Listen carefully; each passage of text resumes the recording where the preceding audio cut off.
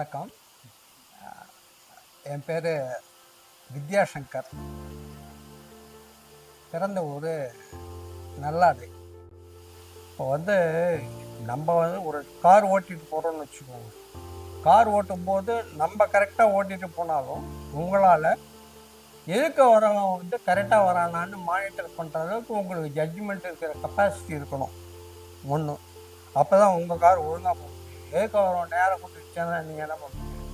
So அதனால் you should not only stick on to the astrological support, and also you have to judge your intellect. அதாவது நீங்கள் நம்ம நேர்மையான நேரான பாதையில் போயிட்டுருக்கோமா அப்படிங்கிற போது உங்களுக்கே ஒரு கான்ஃபிடென்ஸ் எங்கேயான தவறு நேர்ந்தாலும், எந்த இடத்துலையான தவறு நேர்ந்தாலும், இல்லை உங்கள் பதவியிலையோ உங்கள் தொழிலையோ உங்கள் எதில் வந்தாலும் நீங்கள் எங்கே வந்தாலும் கேள்வி கேட்குற நிலையில தான் நீங்கள் இருக்கணுமே தவிர பதில் சொல்கிற இடத்துல இருக்கக்கூடாது. ஏன்னா அப்போ தான் உங்களுக்கு ஒரு சுயமரியாதையும் சமூகத்தில் ஒரு நல்ல அந்தஸ்தும் கிடைக்கும்.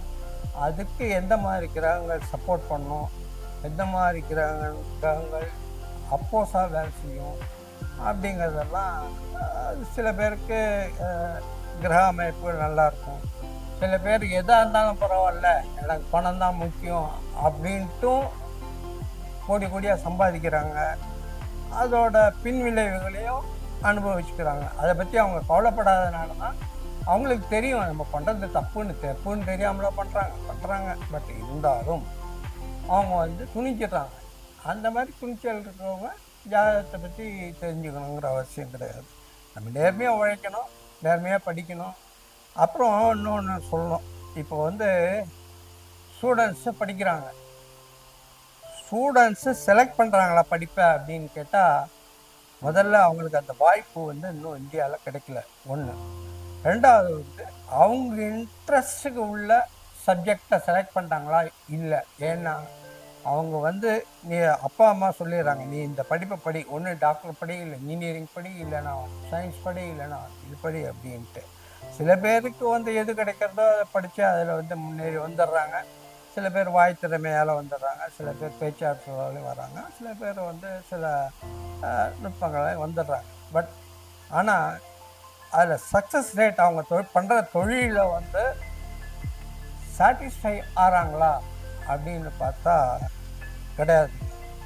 இன்றைக்கி இருக்கிற காலகட்டத்தில் ஒரு கொரோனா அது ரொம்ப பாதித்த பீரியடு. அது இந்தியாவிலே மட்டும் இல்லை, உலகத்தை முழுக்க பாதித்த ஒரு கோவிட்-19.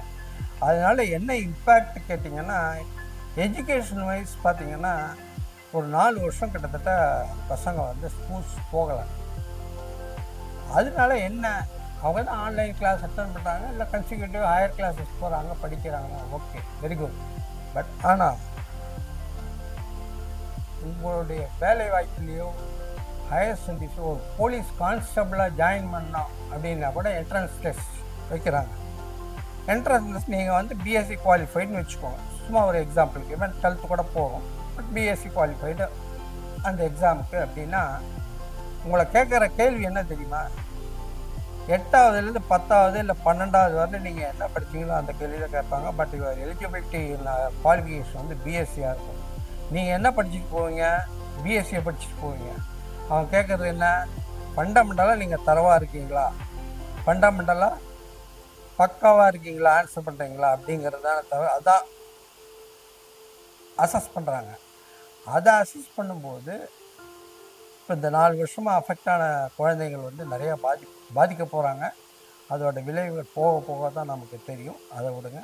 பட் நான் என்ன மோட்டிவில் இது பண்ணுறேன்னா,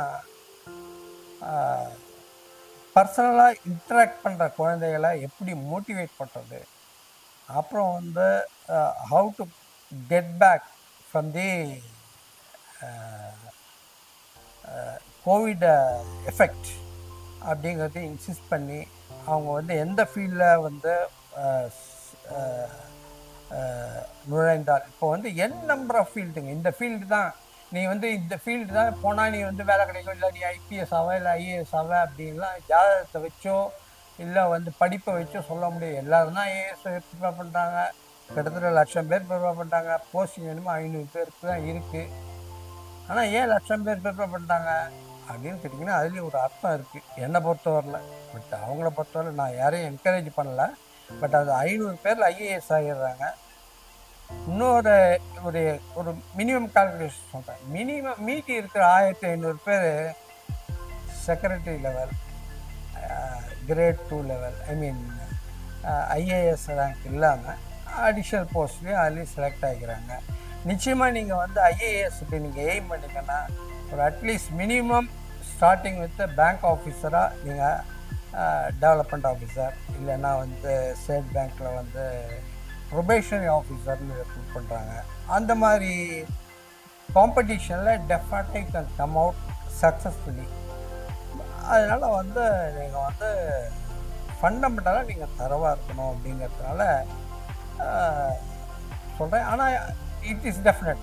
எந்த அஸ்ட்ராலஜரும் வந்து நீங்கள் இந்த ஃபீல்டில் போனீங்கன்னா டாப்பில் இருப்பீங்க, இந்த போஸ்ட்டுக்கு போவீங்கன்னு யாராலையும் சொல்ல முடியாதுங்க. அதெல்லாம் சொன்னாங்கன்னா யாரையும் நம்பாதீங்க. பட் அவசர கதியில் இந்த உலகத்தில் இருக்கிறதுனால எல்லாமே பிறந்த உடனே குழந்தை வந்து வேலைக்கு போயிடணும், கம்ப்யூட்டர் சாஃப்ட்வேர் பண்ணணும்னு நினைக்கிறாங்க. அதெல்லாம் தப்பு. இட் டேக் இட்ஸ் ஓன் டைம்ங்கிறதையும் அவங்க தெரிஞ்சு வச்சுக்கிட்டு அதுக்கு தகுந்த மாதிரி குழந்தைங்களை டெவலப் பண்ணணும். எப்போ பார்த்தாலும் படி படி படி படிங்கிறாங்களே தவிர சிட்டியில். பட் வந்து அவங்களுடைய ஹேபிட்ஸ் சில்ட்ரன் பீரியடில் அவங்க விளையாட்டு தன்மை போயிடுது. ஸ்கூல் டைமில் அவங்க ஃப்ரெண்ட்ஸ் கூட ஸ்பெண்ட் பண்ணுற டைம் போயிடுது.